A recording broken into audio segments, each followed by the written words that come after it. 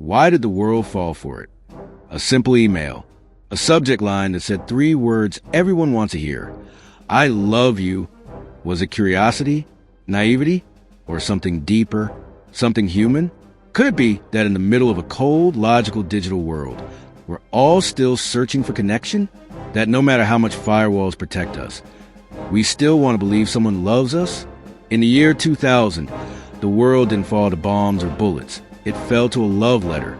And behind that, I love you, was no lover. Just code, deception, and destruction. So let me ask you, if it landed in your inbox today, would you still click it? There's only one way to find out. How a love letter crashed the internet. The ILOVEYOU virus story. The evolution of cybersecurity. Welcome to Paul's Cyber Files.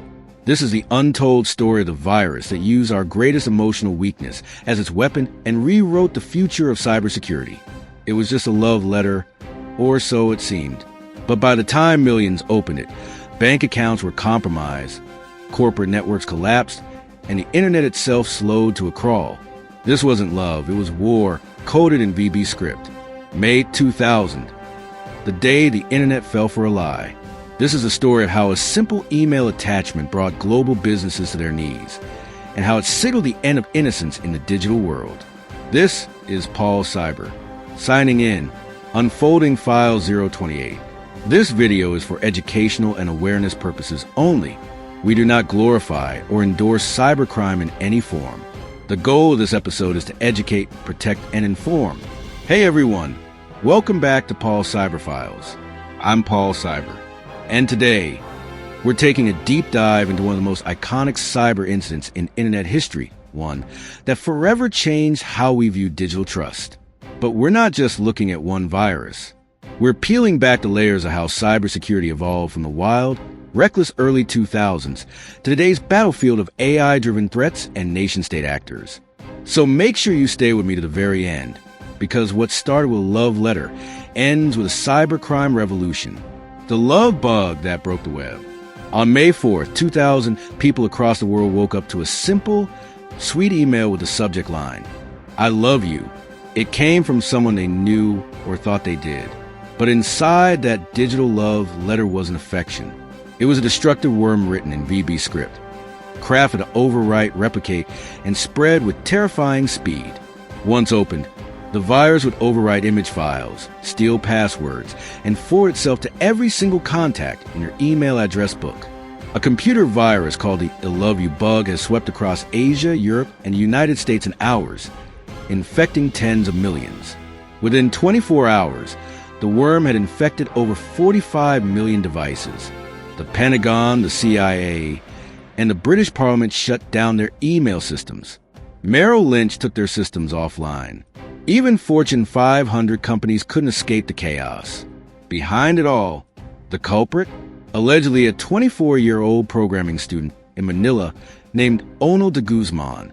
According to investigators, he'd submitted a thesis proposing a tool to steal internet access credentials.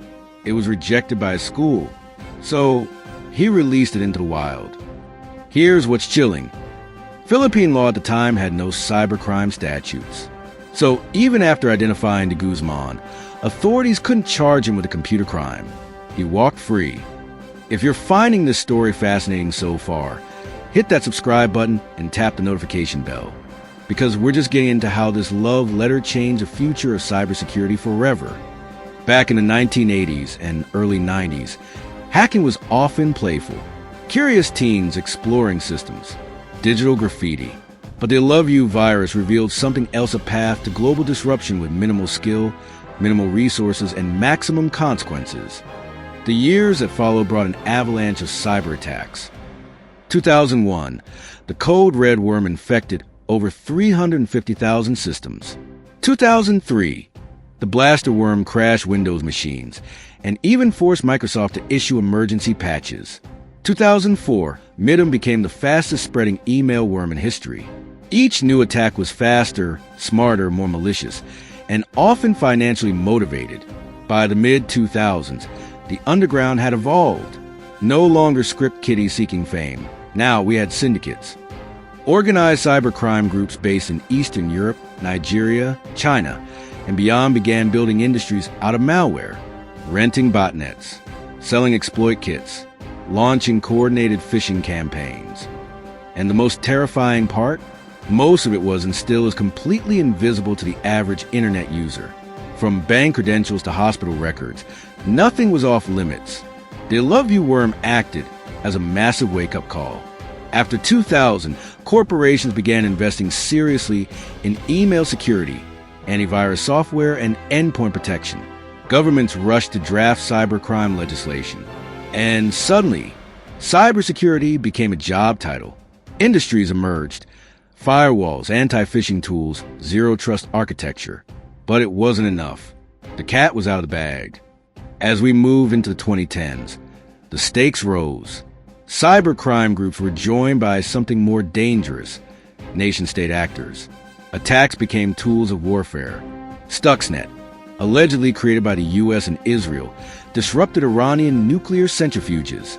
NotPetya, blamed on Russian groups, caused over $10 billion in damages globally.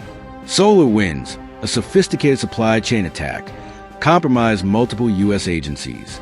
This isn't just about headlines and hacks. It's about people. Families ruined by identity theft. Small businesses bankrupted by ransomware. Patients left untreated when hospitals go dark. Every breach is personal to someone. Today, with all the tech you carry in your pocket, all the passwords, the apps, the cloud backups, ask yourself this. If a message like that landed in your inbox right now, not from a stranger, but from your boss, your partner, or your child, would you spot the trap? Or would you fall for it just like the rest of the world did? With all our firewalls and fingerprint scans, maybe we've made the walls higher, but have we made ourselves any wiser? Or are we just trusting blindly in a system that might one day fail us? We depend on technology, but that same technology still depends on us, on our clicks, on our decisions, on our flaws. And when the next love letter comes, will your device protect you? Or will your curiosity betray you first? Today, your phone knows where you go, who you text, and what you say to your smart speaker. AI can write phishing emails more convincing than anything you've seen before. Deepfakes blur the line between truth and deception. And just like in 2000, the biggest danger still arrives in your inbox, disguised as something innocent. Bang. How prepared are you really? Is your digital defense strong enough to withstand what's coming? Would you even recognize a threat if it wore the mask of someone you trust in this connected world? The next attack doesn't kick down your door, it slips into your inbox. It waits behind a fake link, or whispers through a familiar voice cloned by AI. Cyber threats don't just break systems. They exploit us, our emotions, our habits, our assumptions. How to stay safe in the modern cyber jungle. So what can you do? In a world where your next threat might look like a calendar invite or a voice message from your own child, how do you stay one step ahead? Never click on unexpected attachments, even if it looks like it's from someone you trust. If you didn't ask for it, don't open it. Use two-factor authentication. A password alone is no longer enough. Add that second lock. Keep your systems updated. Patches aren't just improvements. They're shields against known exploits. Back up your data regularly, because when ransomware hits, your best weapon is having nothing to lose. Use password managers and trusted security tools. Strong passwords are hard to remember. That's why tools exist to protect them for you. Stay skeptical. Always verify. Every text, every email, every call. Stop. Think. Check. Cross-check. Cybersecurity doesn't start with government policies or billion-dollar software. It starts with you, with one decision, one habit, one click. The jungle's digital now, and it's real, but survival? That's still human. Here's a chilling pattern and a warning. The terrifying truth is every era of cybercrime begins with a moment we ignore. In 2000, it was a love letter. In 2025, it might be a deep fake call from your CEO or an AI-generated voice message from your child. What will we fall for next? The ILOVEYOU virus was born in a world just discovering what the internet could do. But today we live in a world where it controls what we do, say, even believe. So ask yourself, if love could take down the internet in 2000, what do you think fear, AI, or deepfake truth could do in 2025? We will find that in File 030. If this story made you think differently about your inbox, your passwords, or the future of cybersecurity, then do me a favor. Subscribe to this channel, Paul's Cyber Files. Hit the notification bell. And drop a comment below telling me, what's the one online habit you're changing after watching this? Because here on Paul's Cyber Files, we don't just tell stories, we learn from them. Signing off,